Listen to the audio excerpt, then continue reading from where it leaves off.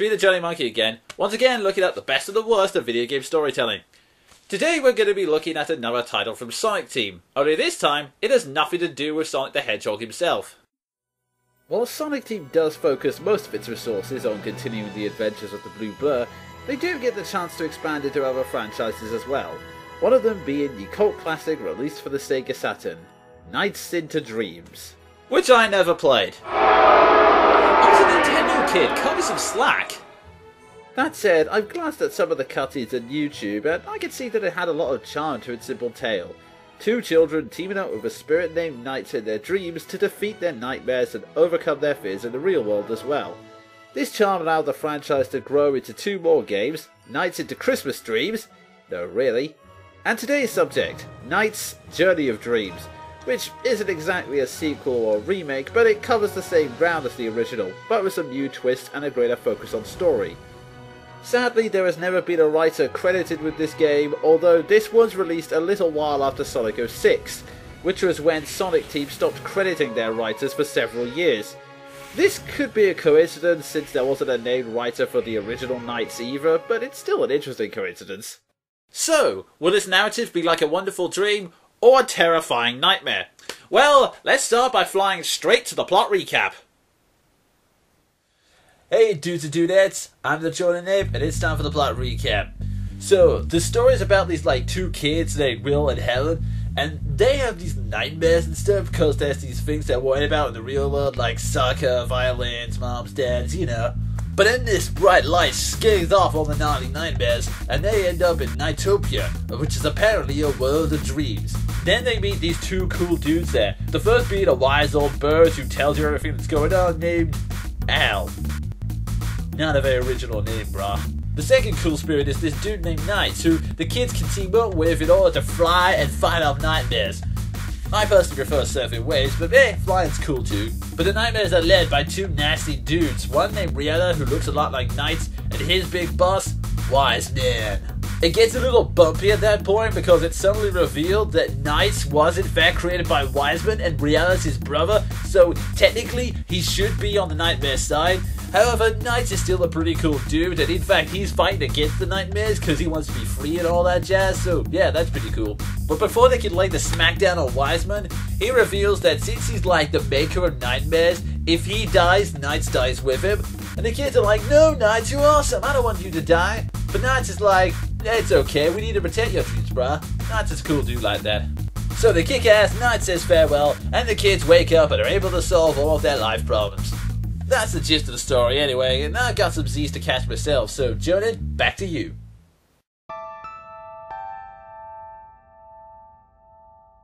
Considering that Nights is a platforming title, which are generally aimed towards younger audiences, the concept of Nightopia is actually really clever. Nightopia is established as the world of dreams, and the main world is known as the Dream Gate. So basically, this place is a psychological matrix that all of our minds subconsciously travel to when we fall asleep. Or a world where dreams are born, if you want a simpler explanation. But wait, I hear you cry. Does that mean everyone in this universe just dreams about the same place? And how come these kids can remember everything about their dreams, especially when the game labels each play session as a separate night? Well, the game has an explanation for that. That red light. That's the idea of courage. Huh? Here in the night dimension, there is a world called Nightopia, created by the light of Idia. That's amazing, Will! Most visitors end up losing their Idia on their way here. All visitors originally possess a total of 5 different Idia. Fortunately, you've at least managed to hold on to your Idia of courage. The remaining 4 are the Idia of purity, intelligence, growth, and hope. They are white, blue, green, and yellow, respectively. If you can retrieve them all, then peace will be restored to Nightopia. Idia are the very source of Nightopia. The fact that Nightopia currently exists at all means that the other Idia must be someplace in this world, most likely hidden. Listen well, visitor. These Idia are of your very heart. Retrieve the remaining 4 Idia, and your heart will win out over Nightmare. This not only helps to explain the clarity of the dreams the kids are having, but it also provides the main structure of the story and the main goal for the player. It's also implied that every person that arrives in Nightopia gets their own version of the Dream Gate, meaning it doesn't take the same form for everyone. And even though Will and Helen get to meet each other at certain points, Al's reaction implies that this is a rare occurrence that shouldn't happen at all. And frankly, that's a good thing, because it could lead to some really awkward conversations the next morning. Hey Sven, how are you today? Kind of tired. How about you? Yeah, I'm tired too. I kept having strange dreams all night. In fact, I think I saw you in a couple of them. That's interesting. I see you in my dreams as well. Really? Yeah, at least I think it was you. There are a few too many cat girls for me to make you out. Although that might have been for the best, because I swear I saw something to do with a baguette, and I really don't want to know. Was that part of your dream too? What's that, Sven? I'm having trouble hearing you. I think Skype is cutting. Oh. Jonin, it's a 5-bar connection. Transmission, everyone, laptop's melting. Okay, you know what? I'm just gonna put you out of your misery here and end the call. Thank you. But my favourite element of Nightopia has to be the worlds themselves. Each world contains 5 missions for the kids to complete and a boss at the end that releases the Idia, which works as a structure for the gameplay, but what really makes it interesting is the design of the worlds, or rather how they explain the designs. It feels a little lonely, don't you think? Well, Nightopia is created as a reflection of a visitor's heart, after all. If you feel that this place is lonely, then that must mean that there is something missing from your heart. Huh? Missing from my heart? This is a great concept that allows the level design to play a part in telling the story. These worlds are no longer the bog standard forest or deserts you see in other video games, but small glimpses inside the minds of our characters. We'll get into how this relates to the characters later, but the point is this. Nightopia is a well-designed world that encourages creative level design, provides a good structure for the gameplay, as well as a great setup for character development and expression. So I have to give Sonic Team top marks there.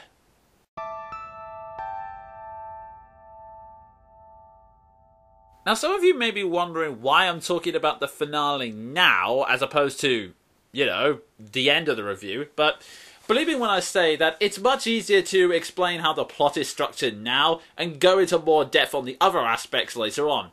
So, let's get started. Both finales kick off after you complete the 3 worlds. In Helen's story, a stairway appears, whilst in Will's story, he sees Helen climbing the stairs and decides to meet her. Then, Wiseman appears, grabs Knight, and drags him her into the darkness below. With no other options open to them, the kids leap into the darkness, and after a brief epiphany that concludes their separate arcs, this happens.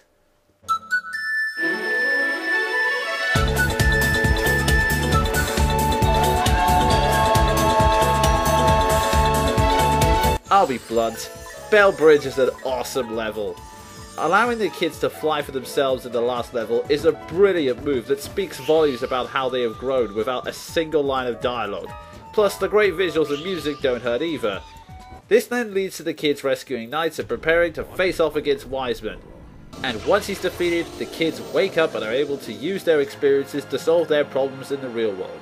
And everyone is happy. In short, this is a great finale that ends the story on a high. Is what I would be saying if it wasn't for one really odd design choice.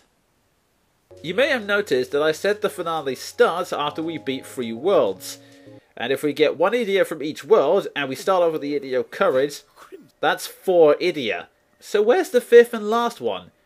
Well, to unlock both that and the secret ending, you need to get at least rank C on every mission, including both Bell Bridge and the final boss.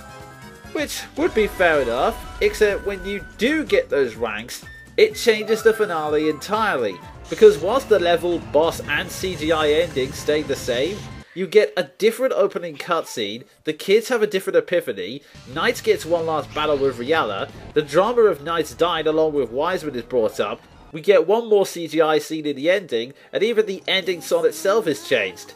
And on top of that, if you want to get the full story, you have to play the finale as both Will and Helen.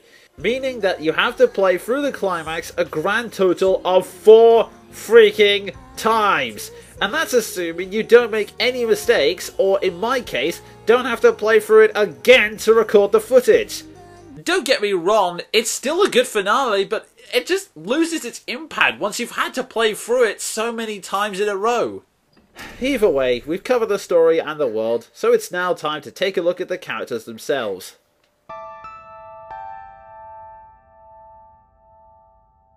The title character, Knights, is actually a really difficult character to nail down. You may have already noticed that I keep referring to Knights as he, she, it. The reason being that during the development of Knights into Dreams, Sonic Team wanted Knights to be a character everyone could love and decided that gender would only get in the way of that. This was confirmed again before the release of this game when Izuka, the game's director, mentioned in an interview that Knight is neutral and therefore has no gender. The impressions of the character with regards to gender are totally up to the player. And whilst I could just use Z since that's the official pronoun for a genderless person in the English language, the whole point is that the player can decide what Knight's gender is for themselves, so I want to leave that choice up to you and cover all the bases. Plus it's funnier to do it this way. Despite being the title character, Knight plays second fiddle to the kids, acting more as a mysterious figure who opens up new doors for them with their ability to dualize, i.e. merge with the kids so they can use Knight's power of flight. Because of this power, it's difficult to know how much of the heroics are down to Knights rather than the kids, especially since the kids learn how to fly for themselves in the finale. Although Knights does take care of Rihanna without help and has the unique power to transform into various different shapes, so there is oh man, seriously? They seriously thought this was a good idea? I mean, I thought it was silly when Yoshizana did this, but this is on a whole other level. It's also difficult to get a grip on Knights' motivations. It's revealed down the line that Knights is in fact a Nightmarian, who was created to cause chaos like his pseudo-brother Riella. However, Knight started acting on its own, but I'm unsure as to what its reasons are or how far the rebellion goes. In Wheel Story, it seems to be willing to leap into action at the first sign of trouble, will always do the right thing, and will always oppose Wiseman's forces whenever they appear. In Helen's story, it just seems to be goofing off their duties to have some fun at everyone's expense, be it the Nightmares in the levels, or out in the main hub. It is also seen wearing a mask, or persona as it's known, that shows its loyalty to Wiseman in one scene. This could either be a sign of Knights trying to maintain appearances in front of Wiseman, or it could be that the writers needed to call back to this plot point later on and they couldn't actually think of a good reason why Knights would be wearing this mask, so they just stuck it on its face and just hoped that the audience wouldn't question it. It's the second one, isn't it? To be fair though, Knights does get to show us that it has a good heart later down the line, like in this scene where Helen finds a concert hall in the forest. Knights, we should try it out. No thanks. I think I'll pass. I really wish I'd brought my violin. I'm going to perform a recital with my mum, you know. I've been practicing really hard to get ready for it. Well, maybe not as hard as I should. Shall we? You said it was your dream to play on the stage, right? Sure. Then, let's go and make that dream come true! Now, it's implied that Helen's story happened first, so it could be that Knights develops into a good person thanks to the friendships with the two kids, but even if this is the case, it still feels really rushed. That said, there is another interesting element to Knights' character.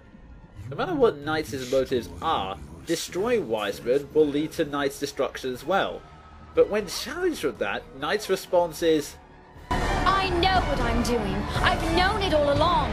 Let's end this, Wiseman. I guess you could say Knight's true motive was freedom at any cost. It's like the old saying, give me liberty or give me death. It didn't matter to Knights that they were about to die. What was important was that it was able to live life the way they wanted until the very end. This is emphasized further by the way Knights dies, which I must say is a really good way to go out.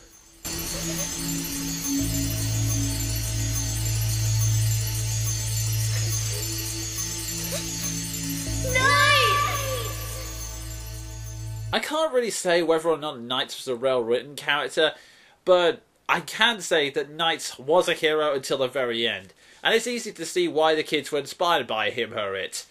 And yes, I do know that there is a teaser image implying that Knight is alive, but shut up and enjoy the moment, okay? Ah, damn it, I really need to pee!